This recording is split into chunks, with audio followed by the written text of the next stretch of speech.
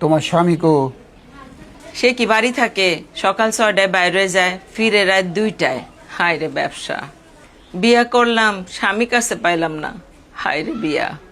কাম আর কাম, তার এত কাম। তাহলে আমারে বিয়া করলো কে?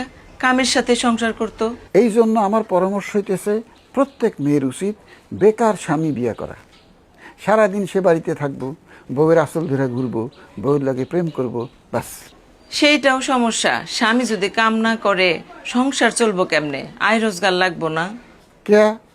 সে ঘর জামাই থাকবো, আয় রোজগার করব শ্বশুর, রান্না বান্না করব শাশুড়ি।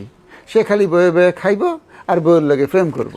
তার খালি একটাই কাম, বউয়ের লাগে প্রেম করা, আর কোনো কাম নাই। আপনি তো ঘর জামাই, আবার বেকার, কাম কাজ কিছুই করেন না। তাইলে আপনার তো ঘরে থাকার কথা, বউর আঁচল ধরে ঘোরার কথা, বউর লোকে প্রেম করার কথা। আপনি তা না কইরা আমারে ডিস্টার্ব করেন কেন? এইটাও একটা কথা। আসল ঘটনা কি বুঝছো?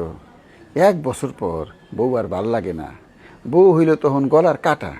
এখন আমার বউ আমার গলার কাটা, আর তুমি হইতেছ বেশি মিষ্টি দিয়া কাগজি লেবুর শরবত। ঢং করেন না।